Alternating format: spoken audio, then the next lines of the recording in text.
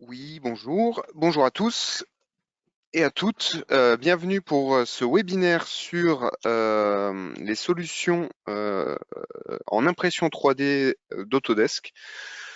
Euh, je vois qu'il y a du monde de connecté, donc on va pouvoir commencer. Donc voilà, ce webinaire va porter sur les solutions en impression 3D. Donc on va discuter un petit peu de de la technologie d'impression 3D, de ses possibilités, également de ses limites.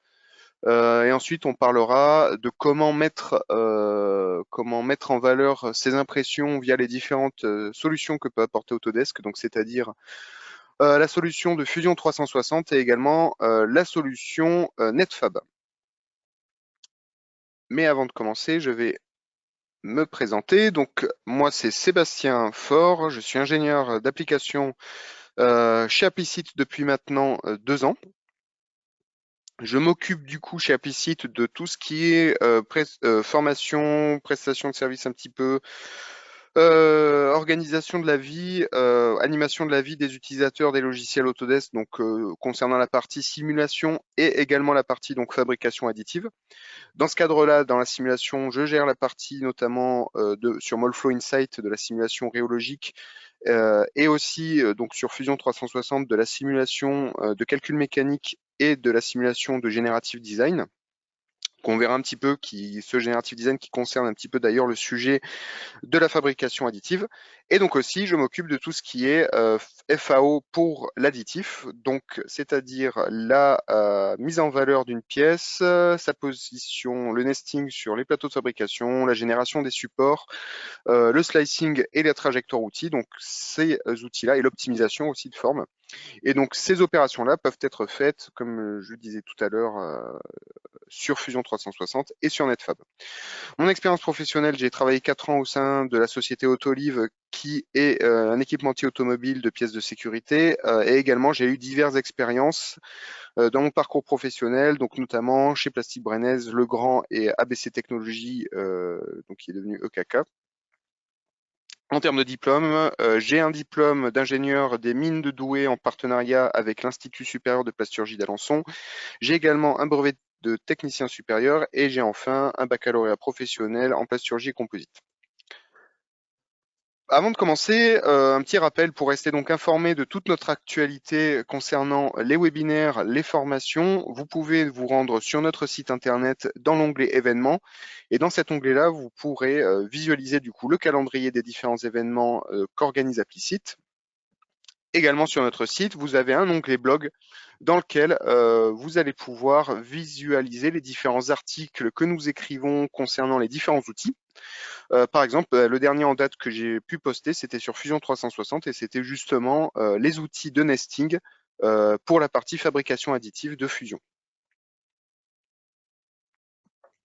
Du coup, le sommaire de cette présentation. Alors, dans un premier temps, nous allons discuter du process de l'impression 3D, donc c'est-à-dire qu'on va reprendre un petit peu les secteurs d'activité qui utilisent l'impression 3D, les process qui existent en impression 3D. Donc on va voir qu'on a deux grandes familles de process, les familles de polymères et les familles d'impression 3D métallique, les principes généraux de l'impression 3D, et enfin les solutions d'Autodesk, ce que propose Autodesk et ce que l'on peut faire via ces solutions-là. Ensuite, donc, nous irons un petit peu plus dans le détail sur la partie donc Fusion 360 et ce que l'on peut faire en FAO pour la fabrication additive sur Fusion, et la même chose également sur Netfab. Alors, hop. Du coup, le process d'impression 3D. En termes de secteur d'activité, donc l'impression 3D est connue ou sinon comme nom fabrication additive. Ce procédé consiste simplement à ajouter de manière successive des couches de matière les unes par-dessus les autres, de manière à constituer un volume 3D, ce volume 3D étant bien sûr le modèle que nous souhaitons imprimer. Et donc voici quelques chiffres pour avoir une vue d'ensemble de comment est utilisée l'impression 3D dans l'industrie. Donc, le motif de recours à l'impression 3D dans 71%, c'est pour du prototypage. Ensuite, on va avoir du prototype ou de la maquette, du processus de production de l'entreprise et des ventes directes. Dans les secteurs d'activité, on va avoir différents secteurs d'activité qui est l'aérospatial, l'automobile, la santé, la production d'outillage et enfin d'autres secteurs d'activité, donc notamment l'énergie et tout ce qui est joaillerie pour tout ce qui est donc des sociétés qui font des bijoux, des diamants, enfin des diamants, des ornements, etc. Les process donc d'impression 3D, on va avoir deux types de process différents. On va avoir la famille des polymères et la famille des métaux pour venir donc imprimer des pièces. Et en fonction des différentes familles, on va avoir aussi différentes possibilités de technologie pour pouvoir imprimer les différentes formes. Donc notamment, voici les deux grandes familles, enfin les deux grandes familles qui sont répertoriées parmi les différentes technologies. Donc en plastique, on va avoir le procédé d'extrusion, où tout simplement ça va être du dépôt de filament sur un plateau. Et ce dépôt de filament qui va déposer donc des couches successives va former une pièce 3D. Ensuite également, nous allons avoir de la résine liquide. C'est aussi appelé stéréolithographie. Qui est donc là de la résine liquide que l'on va venir polymériser via un laser ou une lampe UV. On va avoir ensuite du frittage de poudre, qui est là une technologie un petit peu plus différente des deux des précédentes, car elle ne nécessite pas des supports, mais on va évoquer ça un petit peu plus tard. Et également la projection de liant matière, qui ne nécessite pas de support et qui est en règle générale la spécialité de la marque HP pour les imprimantes 3D. Et en métal, on va avoir deux grandes familles de techno, le frittage de poudre, qui va consister tout simplement à venir effriter de la poudre métallique via également un laser, et du dépôt d'énergie, où là, ça va être plus ou moins de la soudure 3D, quoi. Les principes généraux, donc, le principe général en tout cas qui va rassembler la totalité des technologies va être le slicing. Donc le slicing, ça va consister à venir prendre un modèle CAO par exemple, et à venir le découper en slice, donc c'est-à-dire en lames, en couches. Et donc, cette couche-là, on va pouvoir les commander. On va pouvoir commander notamment l'épaisseur et on va pouvoir commander le nombre de couches, donc, qui va constituer un modèle. Et c'est cette information-là qui va surtout nous permettre de définir la qualité du rendu final de notre pièce. Donc, par exemple, on voit deux exemples en bas pour un même modèle. Donc voilà, c'est une CAO d'un lapin qu'on a décidé d'imprimer en 3D. Avec un nombre de couches faible, on va avoir un temps de fabrication qui sera faible et une qualité de pièce qui sera également faible. En revanche, si on veut une qualité de pièce qui soit élevée, donc c'est-à-dire qu'on va venir augmenter le nombre de couches qui va constituer le modèle, mais donc également avec cela, cela va augmenter le temps de fabrication. Donc c'est-à-dire qu'il va toujours falloir trouver plus ou moins, en fonction des temps impartis et des temps alloués pour pouvoir imprimer notre pièce, qu'il faudra toujours trouver un compromis entre la qualité du rendu final et le temps de l'impression. Donc ça, le principe du slicing, de donc déposer différentes couches successives, c'est un principe qui va regrouper toutes les techniques d'impression 3D. Parce qu'ensuite, on va avoir donc un autre principe qui va être le support. Et le dépôt de support pour l'impression 3D, pour des pièces d'impression 3D, ça va concerner sûrement certaines technologies. Pas toutes les technologies vont nécessiter du support. Pour la partie, par exemple, des polymères, ça va concerner les technologies de dépôt de filaments, de stéréolithographie. Et pour l'impression métallique, ça va consister pour le dépôt, ça va concerner le dépôt d'énergie et le frittage de poudre métallique. Les supports, c'est quoi? C'est tout simplement, vu que l'on vient déposer des couches successives pour venir modéliser notre pièce, et bien tout simplement, ces couches-là, pour pouvoir les imprimer, les déposer, il faut qu'elles puissent prendre appui sur soit la plateforme de fabrication, donc dans ce cas-là, pas besoin de support, mais si la forme concernée que l'on veut imprimer n'a pas de plateforme de fabrication en dessous pour pouvoir être imprimée, eh bien on va avoir besoin de support pour pouvoir imprimer cette zone-là. Et donc c'est là où le support entre en jeu. Et donc, on peut venir ensuite optimiser l'utilisation des supports sur une pièce.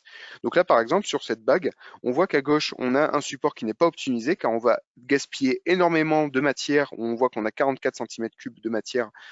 Et donc, ce qui signifie qu'on va avoir tout notre anneau, tout notre cercle qui va avoir un marquage dû à ces supports-là. Et à droite, on a une position de la pièce qui a été optimisée de manière à minimiser l'utilisation des supports, ou en tout cas la surface de support. Dans l'image qu'on voit en dessous, l'objectif de l'optimisation, ça a été notamment de rationaliser le surface de support pour avoir le moins de surface, on va dire, avec un mauvais aspect dû au support. On peut avoir d'autres enjeux dans l'optimisation des supports, notamment le volume de support imprimé. On peut également se dire que bon, ben voilà, moi ce que je souhaite plutôt optimiser, c'est pas la surface de support, mais c'est plutôt le volume de support utilisé, afin éventuellement de pouvoir diminuer à un maximum le temps d'impression, ou alors de diminuer au maximum le volume de matière utilisée. Donc voilà, la rationalisation de l'utilisation des supports peut avoir différents objectifs et c'est l'un des enjeux de l'impression 3D, donc concernant les technologies qui nécessitent des supports. Ensuite, en autre principe, on va avoir le nesting. Alors là, le nesting, ça va notamment concerner les technologies polymères pour le frittage de poudre et pour le MJF, donc c'est-à-dire le dépôt de liant. Parce que ces deux technologies-là ne vont pas nécessiter de support. Et donc évidemment, si on ne nécessite pas de support, c'est-à-dire qu'on veut pouvoir imbriquer des pièces autant que l'on veut, ou de la façon que l'on veut, dans notre plateforme de fabrication. Et donc là, l'enjeu devient différent parce que ici, ça va être de pouvoir soit imbriquer le maximum de pièces dans notre plateforme de fabrication pour optimiser et pour être le plus productif possible dans un job de fabrication, ou alors ça va être de devoir positionner les pièces de manière à avoir une qualité de pièce la plus optimale possible. Et donc là, par exemple, on voit le nesting d'un ensemble de pièces. Donc là, en l'occurrence, c'était pour imprimer un squelette humain, par exemple.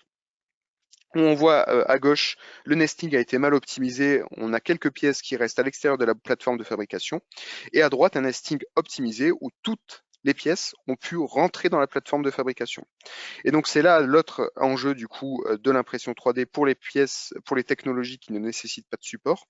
Ça va être de devoir imbriquer le maximum de pièces dans notre plateforme de fabrication. Et donc les outils Fusion et NetFab permettent de faire cela. Fusion va permettre de le faire dans une moindre mesure avec très peu de paramètres que l'on peut rentrer. Et NetFab avec beaucoup plus de précision et avec beaucoup plus de paramètres. Et donc c'est là où on arrive aux différentes solutions qu'Autodesk propose justement pour venir rationaliser l'utilisation des supports, faire le nesting et également pourquoi pas optimiser la géométrie de la pièce, comme on peut le voir à droite. Donc Fusion 360 va avoir des fonctionnalités plus simples que NetFab et NetFab va être vraiment l'outil professionnel, l'outil avancé, expert, dans lequel on va pouvoir venir vraiment optimiser notre mise en données, notre mise en plateforme de fabrication pour notre job d'impression. Donc notamment Fusion, ce que va manquer Fusion par rapport à NetFab, ça va être surtout l'automatisation. C'est-à-dire que sur NetFab, par exemple, on va pouvoir automatiser en un clic l'optimisation par exemple de la forme de la pièce via l'évidement des structures lattices. On va pouvoir optimiser automatiquement la dépôt de support, la création des supports ou également le nesting. Alors que sur Fusion, on va avoir des fonctions beaucoup plus simples et beaucoup plus contractées. Donc on va revenir dessus juste un petit peu plus tard. Un workflow, par exemple, qu'on peut très bien imaginer entre Fusion et NetFab, sachant que ces deux logiciels sont interconnectés et donc ils ont une associativité parfaite, qu'on peut switcher de l'un à l'autre sans problème. C'est que sur Fusion, on va par exemple pouvoir travailler la conception, notamment parce qu'on a un outil de conception dans Fusion. On va pouvoir optimiser cette conception via l'outil de Generative Design, où on va pouvoir faire de l'optimisation donc topologique sur cette forme-là de manière à pouvoir évider la pièce et utiliser le moins de matière possible. Éventuellement, on va pouvoir faire de la visualisation sur cette pièce pour la valider, voir si son aspect nous convient parfaitement. Et une fois que c'est fait, on va pouvoir planifier la fabrication de cette pièce-là sur NetFab, notamment via du coup le dépôt des supports, son positionnement sur la plateforme de fabrication, et ensuite envoyer le job sur la machine d'impression. Donc Fusion 360, on va d'abord s'attarder maintenant sur Fusion et voir un petit peu quelles sont les possibilités de Fusion 360 en termes d'utilisation pour l'impression 3D. Donc déjà en introduction, Fusion, c'est une plateforme multimétier qui va concaténer différentes fonctionnalités, différents modules. Donc on a un module de conception sur Fusion qui permet de faire de la conception paramétrique, de la modification directe sur des CAO déjà existantes, de la conception surfacique. On va également pouvoir gérer le maillage d'une pièce, par exemple si c'est un scan. On va pouvoir faire du former-rib et de la tôlerie. Et également une option qui manque dans conception, on va pouvoir également faire du rétro-engineering, c'est-à-dire par exemple utiliser une pièce qui vient d'un scan et reconstituer le volume CAO à partir donc de ce scan-là. Sachant qu'on a des fonctions sur Fusion qui sont parfaitement automatisées pour pouvoir faire ce genre de travail. Également, Fusion va détenir un outil de Generative Design, donc on l'a vu plutôt précédemment, qui permet surtout de faire de l'optimisation topologique, de l'optimisation de forme dans le cadre de l'impression 3D, mais pas que. On peut aussi faire de l'optimisation de forme dans le cadre du soustractif, de la fabrication soustractive, ou bien tout simplement sans se donner de limite de process de fabrication. On va pouvoir faire du rendu réaliste, de la simulation avec différentes physiques, donc que ça soit mécanique, thermique, ou bien même on va pouvoir faire des simulations rhéologiques. Et pour la fabrication, le module fabrication va détenir donc des outils pour pouvoir faire de la FAO sur de la fabrication additive ou soustractive. En exclusivité Autodesk, donc juste pour revenir là-dessus, parce que ça peut concerner l'utilisation notamment dans le cadre de la fabrication additive, on va avoir des outils qui vont permettre de faire de l'optimisation topologique sur des pièces, notamment via l'outil de Generative Design. Donc c'est-à-dire qu'on va utiliser un produit CAO de base, un modèle CAO de base. Sur ce modèle CAO, on va définir des obstacles, des géométries à préserver, des conditions de charge, un type de fabrication ou pas, c'est-à-dire qu'on peut se restreindre et dire au logiciel de nous trouver une forme de la pièce qui soit en adéquation avec, par exemple, la fabrication additive. Ensuite, on peut déterminer un critère de coût et un critère matière.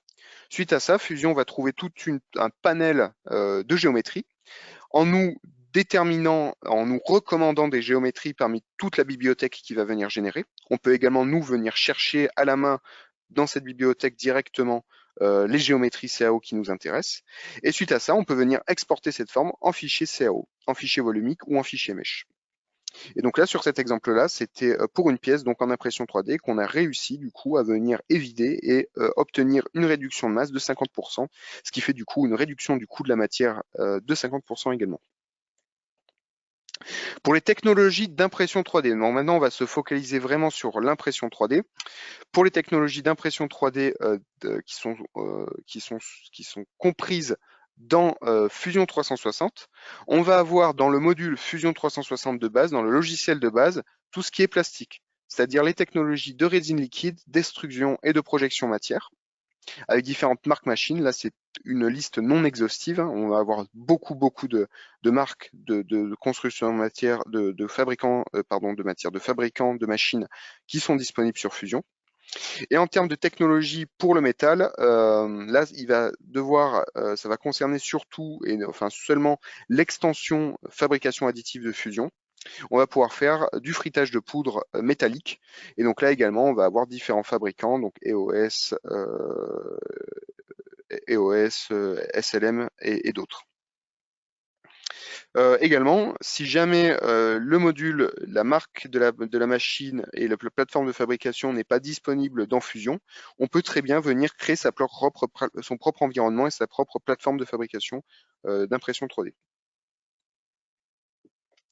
Pour entrer plus dans le détail, dans les technologies supportées, donc la résine liquide, notamment, ça va être du SLA, avec entre autres les technologies de Formlab. Pour l'extrusion, ça va être du FFF, donc Annette et Ultimaker. Et pour la projection matière, ça va être forcément HP. Pour le frittage de poudre, on va notamment avoir la technologie SLM, et donc là, on va retrouver EOS ou SLM Solutions. Pour le workflow d'utilisation sur Fusion, on va avoir un workflow qui est relativement simple, avec donc certaines étapes qui sont facultatives.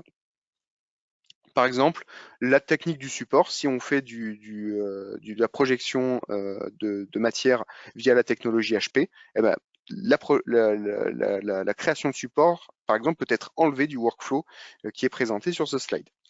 Néanmoins, généralement, donc le workflow va consister en cela. Dans un premier temps, on va préparer la modèle CAO, c'est-à-dire qu'on peut faire de la réparation et de la modification de CAO si nécessaire.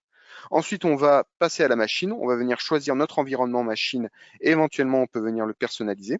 On peut également personnaliser le post-processeur pour certaines technologies, donc notamment le FFF, le dépôt de filament.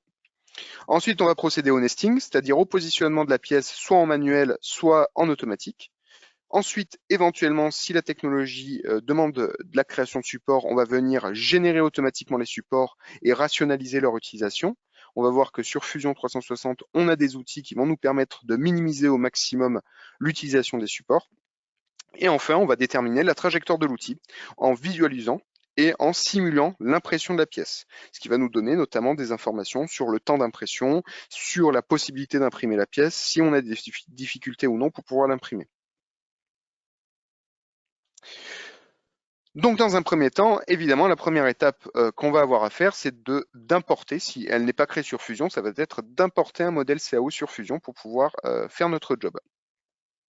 Alors, il faut savoir que sur Fusion, on a tout type de fichiers natifs et neutres qui sont lisibles sur Fusion. C'est-à-dire qu'on peut lire très bien des fichiers qui viennent de logiciels comme de NX de Siemens, ou bien de Dassault Systèmes, donc comme Katia ou SolidWorks, ou bien Creo, ou Ansys, ou Alias, ou Inventor, ou Rhinoceros, peu importe.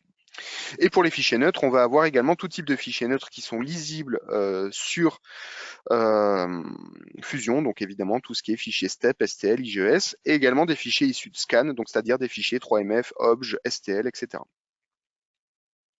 Et ensuite, en termes d'export, on peut exporter notamment tout type de fichiers neutres, donc c'est-à-dire on peut exporter du STEP, on peut exporter du 3MF, on peut exporter du IGES, de l'OBJ, etc.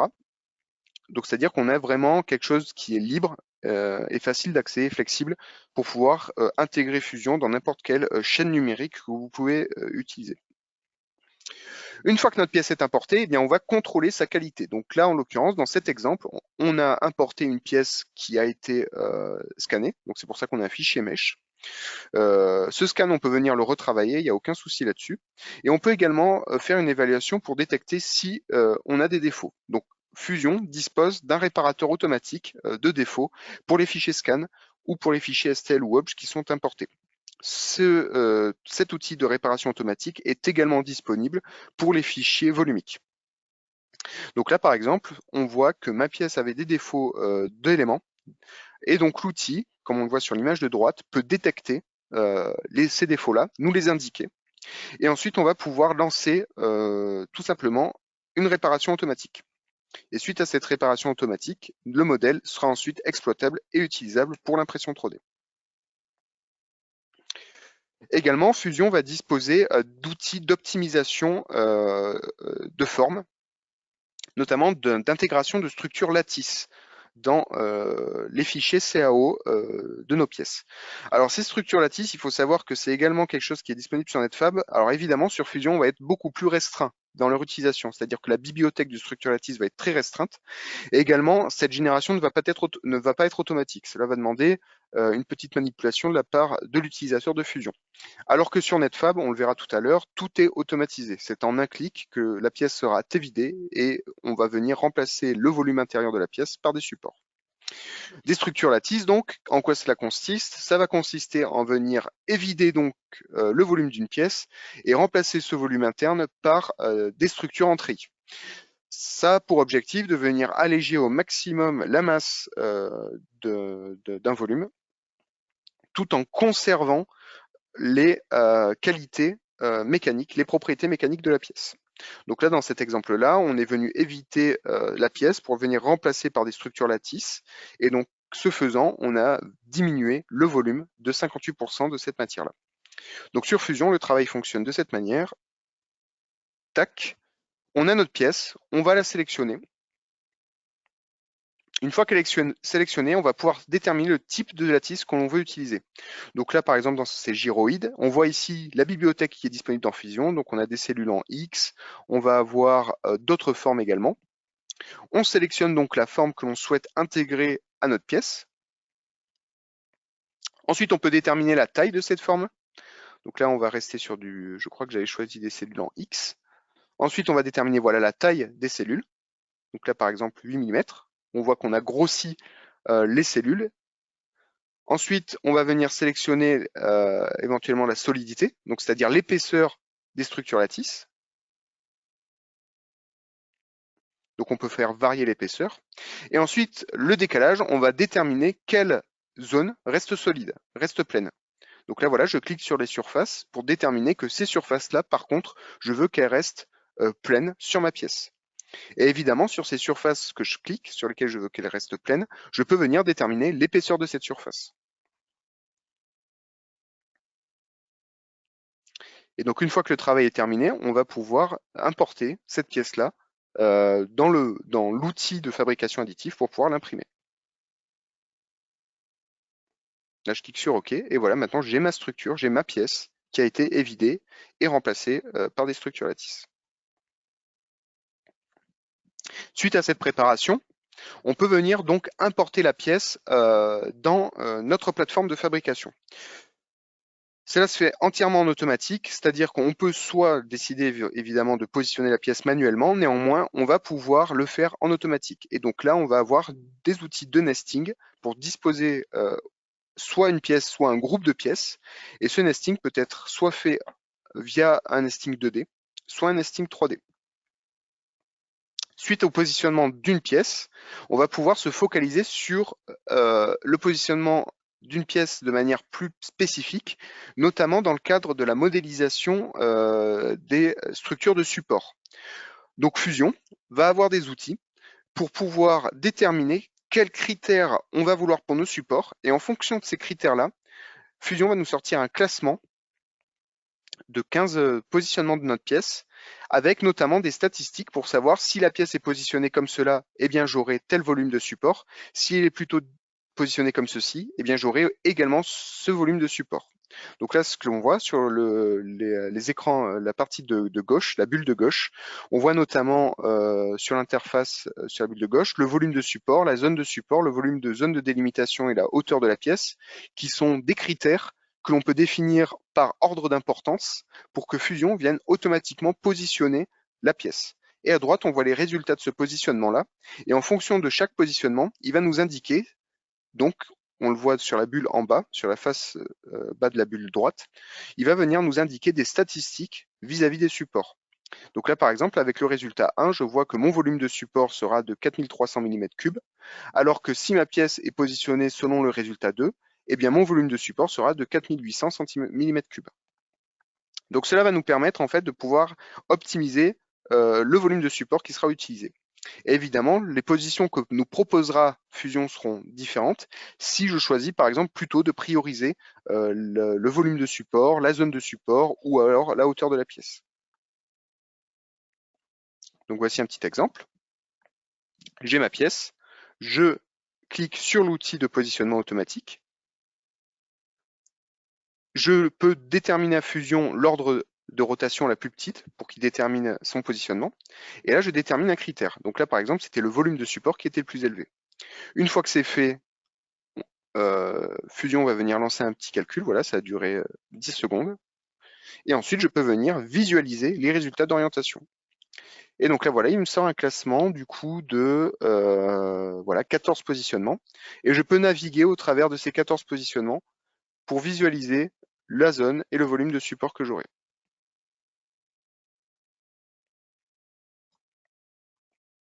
Et ensuite, je peux venir générer mes supports.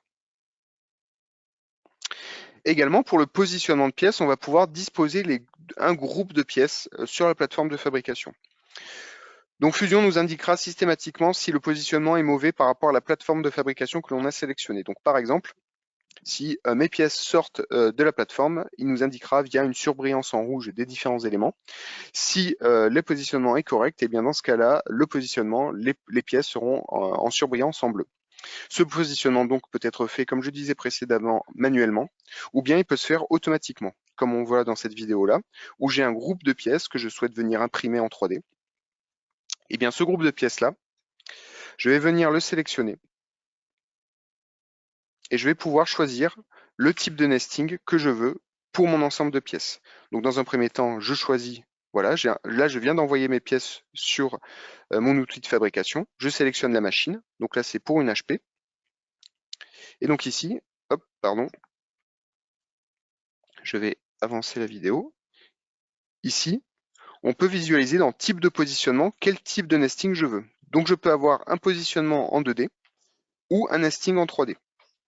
Et suite à la sélection de cette option, je remets sur lecture, on va le voir, Fusion va venir donc positionner les pièces de manière à pouvoir mettre le maximum de modèles dans ma plateforme de fabrication et ainsi optimiser et être le plus productif possible dans notre job d'impression. Et voilà.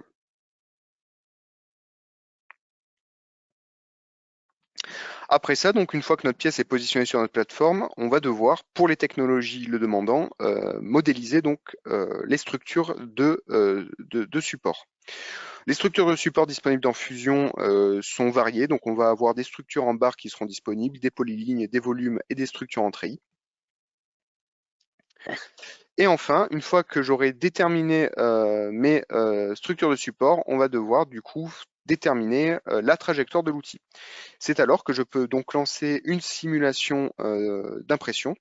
Et suite à cette simulation d'impression, je vais pouvoir visualiser la trajectoire de l'outil, le temps que va prendre ma pièce à être imprimée, et enfin savoir si c'est possible ou non de venir imprimer ma pièce dans la position qui a été choisie et avec les supports qui ont été sélectionnés.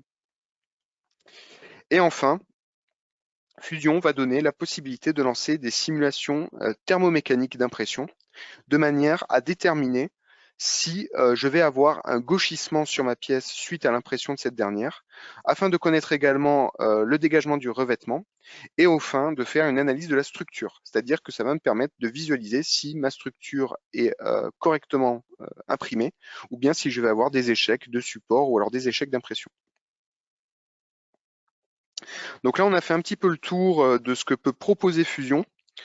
Maintenant, donc, on va faire un petit peu la même démarche sur Netfab, qui est donc l'outil expert et un petit peu plus avancé en termes d'impression 3D que Fusion 360. Donc, c'est-à-dire tout simplement que Netfab, on va retrouver un petit peu tout ce qu'on vient de visualiser sur Fusion, mais en plus avancé, avec plus d'options qui sont disponibles pour le nesting, pour la fabrication des supports ou pour les simulations, ou pour la modélisation des structures lattices. Donc NetFab va être un outil surtout pour faire de l'optimisation quant aux tâches de simulation, d'impression 3D. Donc c'est-à-dire qu'il va venir optimiser le positionnement des pièces via des outils de nesting, on va le voir un petit peu plus avancé que sur Fusion. De la même manière, on va venir optimiser l'utilisation des supports et le design de la pièce via les structures treillis. C'est un outil qui est entièrement automatisé, donc on va le voir également que la création de structures de treillis, de supports et de nesting peut être entièrement fait en automatique. Et enfin, on va avoir un petit peu plus d'outils en termes de simulation vraiment focalisés sur le métier de l'impression 3D, avec notamment également des simulations d'impression, mais également on va retrouver des simulations thermomécaniques avec un petit peu plus de résultats disponibles quant à l'impression de pièces, mais également des simulations mécaniques disponibles afin de tester si les structures treillis utilisées pour une pièce, pour l'optimisation topologique, eh bien, permet de valider ou non des hypothèses de cahier de charge pour des contraintes mécaniques. Donc les technologies supportées sur Netfab là sont beaucoup plus nombreuses. On va retrouver de la résine liquide et cette fois-ci là on aura du SLA, du DLP, du CDLP. Pour l'extrusion, on va évidemment retrouver du FDM. Pour la projection de lent, de la technologie BJ. Projection de matière, on va évidemment retrouver la technologie HP. Et pour le frittage de poudre, on retrouvera du MJF et du SLS. Pour les technologies métalliques, là également, on va retrouver plus de techno. On va retrouver du frittage de poudre, mais cette fois-ci pas que du SLM. On va retrouver du EBM, du SLS et du MJF. Pour le dépôt d'énergie directe, on va retrouver du DED. Et pour la stratification d'objets, on va retrouver la technologie LOM. En termes de workflow, c'est également un workflow qui est simple. On va venir importer notre pièce. Une fois notre pièce importée, on va avoir automatiquement un diagnostic qui va être fait sur notre modèle et une réparation. Il va nous demander si on veut réaliser une réparation. Ensuite, on va réaliser du nesting, si c'est nécessaire. Ensuite, la construction des supports, également si c'est nécessaire. Et enfin, on va faire de l'optimisation pour le passage d'outils. Et une fois que tout cela est fait, on va pouvoir envoyer nos jobs sur la machine d'impression 3D. Pour le workflow, donc, de la même manière que sur Fusion, on va avoir la possibilité de lire tout type de fichiers natifs et neutres. Donc, c'est-à-dire pour les fichiers natifs, on va retrouver tous les fichiers CATIA, Creo, Siemens, etc. Et pour les fichiers neutres, on va retrouver les fichiers STL, STEP, IGS, OBJ, bref, tout ce qui est possible. Pour les exports, on va pouvoir exporter sous format CAO nos pièces avec lesquelles on a travaillé, donc c'est-à-dire sous fichier STEP. On va pouvoir également les exporter sous fichier mesh et aussi sous fichier format slice pour pouvoir évidemment que les fichiers, une fois qu'on a fait notre slicing sur Netfab, puissent être lisibles via nos machines d'impression 3D. Aussi, évidemment, on va pouvoir exporter du G-code si c'est nécessaire. Donc le workflow, on va commencer par l'importation de la pièce sur Netfab. Automatiquement, on va avoir un travail de maillage qui va être fait sur notre pièce à l'importation dans Netfab. Donc ce travail va être fait automatiquement. Et au moment de l'importation, eh bien, Netfab va nous donner un diagnostic de ce maillage. Donc la pièce, elle est maillée par Netfab si on importe un fichier volumique. Si on importe directement un fichier maillé, eh bien, Netfab lancera directement sa routine de diagnostic pour la qualité du maillage. Et donc il va diagnostiquer en automatique si le maillage est correct ou non. Si ce n'est pas le cas, il va se proposer de réparer la pièce automatiquement. Donc voilà un petit exemple d'import d'une pièce. Donc je vais venir ajouter un modèle CAO. Donc là par exemple c'est un fichier CAO de mauvaise qualité. C'est le même que tout à l'heure. Donc là ma pièce, il nous indique qu'il y a une problématique sur mon fichier CAO. Donc cette pièce-là, je vais venir lancer une réparation automatique. Une réparation détaillée. Là il lance sa routine de réparation qui prend une dizaine de secondes et c'est terminé. Ma pièce est réparée et exploitable pour l'impression 3D. Alors à noter qu'on a fait des tests, là c'est un petit fichier, cet outil de réparation est robuste pour même des très gros fichiers STL, des très gros fichiers mesh qui sont dégradés. C'est-à-dire que là on peut faire des fichiers qui sont vraiment plus volumineux et donc l'algorithme de réparation peut venir à bout des défauts éventuels qu'on peut retrouver sur des fichiers beaucoup plus volumineux. Une fois qu'on a importé nos pièces, on va pouvoir donc réaliser du nesting, donc du nesting 2D ou du nesting 3D. Du nesting 2D, évidemment, ça va plutôt concerner toutes les technologies qui nécessitent du support, donc c'est-à-dire dépôt de filaments, dépôt de filaments, stéréolithographie ou alors frittage de poudre métallique. Et également, on va pouvoir lancer des algorithmes pour du nesting en 3D.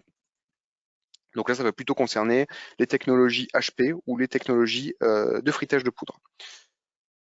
La plus-value qu'on va avoir sur Netfab plutôt que sur Fusion, ça va être le nombre d'algorithmes de compactage disponibles. Et là, on va vraiment pouvoir, contrairement à Fusion, personnaliser le nesting de notre pièce. Je vais avancer un petit peu, je vais rester ici. Par exemple, on va pouvoir déterminer la qualité, la précision de notre nesting, si on veut un nesting précis ou rapide. Si on veut des rotations selon certains axes ou justement dire que non, on ne veut pas qu'une pièce soit déplacée. On peut par exemple fixer une pièce et dire au logiciel de venir faire son placement autour de la pièce qu'on a décidé de fixer. On va pouvoir également donc déterminer si on veut que la pièce fasse des rotations autour d'un axe ou non, si elle peut faire des translations de la même manière selon certains axes ou non. On va également pouvoir déterminer par exemple si on autorise des imbrications ou pas de nos pièces. Donc voilà, on peut aller beaucoup plus loin. Ou bien, on peut laisser, je reviens sur ma vidéo, ou bien on peut laisser les paramètres par défaut, et donc il va venir, voilà, comme on le voit ici, faire son nesting automatiquement. Pour la création de structures lattices, donc également, comme on l'a dit tout à l'heure, les structures lattices qui permettent donc de venir évider une pièce et remplacer le volume intérieur par des structures en treillis. Sur Netfab, on va pouvoir faire le job complètement en automatique. Donc là, c'est pareil, une vidéo, donc on va venir évider cette pièce. Donc on a un assistant de treillis. Cet assistant de treillis va fonctionner automatiquement. La seule option qu'on a besoin, c'est de venir déterminer quelle géométrie de lattice on veut. Donc là, la bibliothèque est bien plus étoffée que sur Fusion. On sélectionne le type, par exemple ici en X, de treillis. On peut déterminer éventuellement l'épaisseur de ce treillis. Et ensuite, on peut lancer un calcul. Le calcul va être rapide. Et suite à ce calcul-là, il va venir ensuite nous donner les résultats. Donc là, on peut éventuellement faire une vue en coupe afin de visualiser la qualité des treillis à l'intérieur de la pièce.